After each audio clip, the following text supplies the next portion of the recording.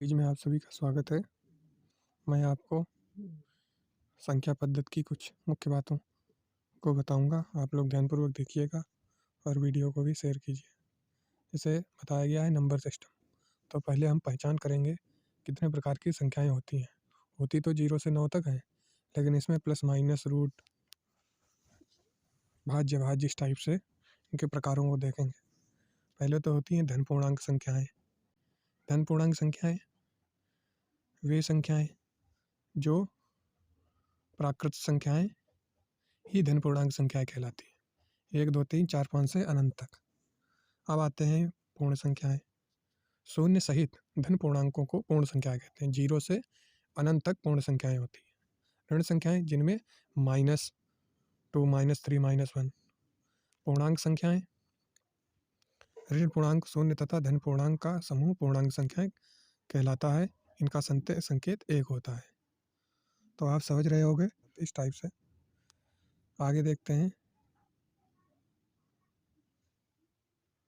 भाज्य संख्याएं। जो संख्याएं स्वयं तथा एक के अतिरिक्त अन्य किसी संख्या से भी विभाजित हो जाती हैं उन्हें भाज्य संख्याएं कहते हैं। ठीक है, जैसे 2 हो गया, 6 हो गया, 9 हो गया, 3 से कट जाएगा, 1 से भी कटेगा, स्वयं से भी कट जाएगा, इस टाइप से भाज्य संख्या। अब आते हैं अभाज्य संख्याएं। जो संख्याएं स्वयं एवं एक के अतिरिक्त अन्य किसी संख्या से विभाजित नहीं होती उन्हें अभाज्य संख्याएं कहते हैं। 2 3 5 7 11। अब आते हैं सही अभाज्य संख्याएं। सही अभाज्य संख्याएं संख्याओं का ऐसा जोड़ा, ऐसा युग्म जिसमें एक के अतिरिक्त कोई अन्य उभयनिष्ठ गुणनखंड ना हो। जैसे 2 5, ठीक है, 3 7, 5 7, 8 11 नीचे एग्जाम्पल के तौर पे आपको बताया गया है। तो ऐसा युग्म जिनमें एक के अतिरिक्त कोई अन्य उभयनिष्ठ गुणनखंड ना हो। इसके बाद में परिमेय संख्याएं। P/Q के रूप में जो संख्याएं होती हैं उन्हें परिमेय संख्याएं कहते हैं। जैसे जो अपान में दी हो लेकिन जो उनका हर होता है, जैसे Q इसमें बताया गया, तो वो 0 के बराबर ना हो। जैसे 22/27 7 7/9, ठीक है। जैसे 575 लिखा हुआ है तो इसके नीचे 1 होगा, 1 हो या 2 हो जो भी है, वो 0 के बराबर नहीं। 5/0 ये परिमेय संख्या नहीं मानी जाएगी। ठीक। अपरिमेय संख्याएं वे संख्याएं जो P/Q के रूप में न लिखी जा सके अपरिमेय संख्याएं कहलाती हैं। आप लोग समझ सकते हैं अपरिमेय संख्याएं पाई, √2, √3, -√2, -√3, -√5 ये अपरिमेय संख्याएं मानी जाती हैं। इसमें जो बहुविकल्पीय प्रश्न आते हैं, मल्टीपल चॉइस क्वेश्चन, उसमें कभी कभी डायरेक्टली पूछते हैं पाई अपरिमेय संख्या है या नहीं, या √3 है। तो इस बात को भी आप लोग ध्यान रखिए। अब आते हैं वास्तविक संख्याएं। परिमेय तथा अपरिमेय संख्याएं सम्मिलित रूप से वास्तविक संख्याएं कहलाती हैं। -1, 2/3, -4/7, पाई, √3 ये सभी वास्तविक संख्याएं हो सकती हैं। अगर दोनों की मिला के बात की जाए तो अपरिमेय संख्या और वास्तविक संख्याएं। अपरिमेय संख्याएं क्या वास्तविक संख्याएं होती हैं, या फिर परिमेय संख्याएं क्या वास्तविक संख्याएं होती हैं, या तो इस टाइप से आप बताएंगे कि हाँ वास्तविक संख्याएं होती हैं। अब आते हैं आगे क्रमागत पूर्ण संख्याएं। क्रम में आने वाले पूर्णांक क्रमागत पूर्ण संख्याएं कहलाते हैं। जैसे 13 14, जैसे 13 14 15 इत्यादि। लेकिन अगर हम अब इनमें एक का अंतर होता है, 13 1 14 14 1 15 16 इस टाइप से। तो अगर एक्स के रूम में लिखेंगे तो एक्स के आगे x+1 होगा, फिर तीसरा हो जाएगा x+2। ऐसे ही क्वेश्चन आगे बनेंगे, आप लोग देखते हैं, देखे होंगे। x+1, x+2, x+3।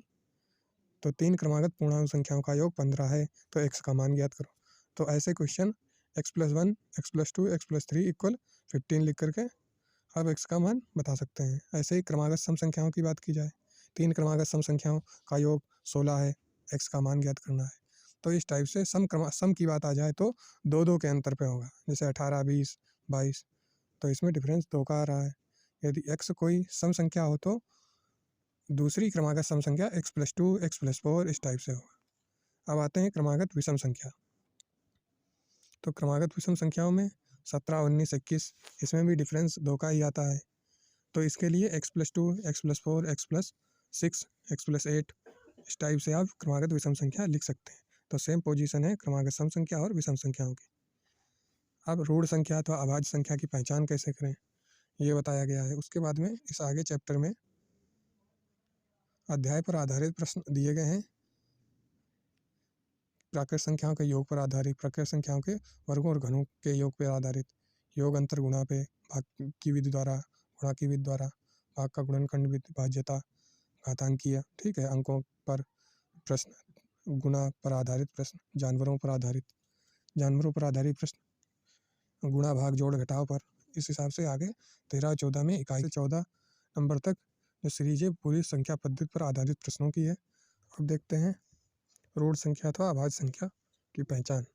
यदि कोई संख्या अभाज्य या नहीं, इसके लिए इसमें जो मेथड बताया गया है, सर्वप्रथम दी गई संख्या के ठीक बाद वाली वर्ग संख्या का वर्गमूल ज्ञात करते हैं। उसके बाद में छोटी अभाज्य संख्या से दी गई संख्या की भाज्यता की जांच करते हैं, घटती है या नहीं।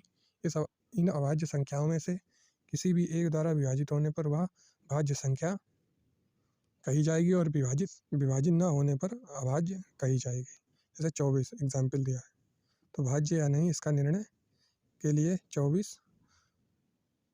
241 दिया है 24 में, तो 241 के ठीक बाद वाली वर्ग संख्या 256 का वर्गमूल 16 लेंगे। 16 से छोटी अभाज्य संख्या 13, 11, 7, 5, 2, 3 से 1 को डिवाइड करेंगे।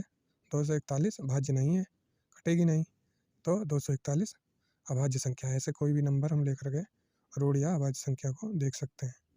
ठीक है, आज के लिए इतना ही। बाकी अगले वीडियो में कंटिन्यू बने रहने के लिए आप बेल आइकन प्रेस करें, सब्सक्राइब करें और भी शेयर करें। धन्यवाद।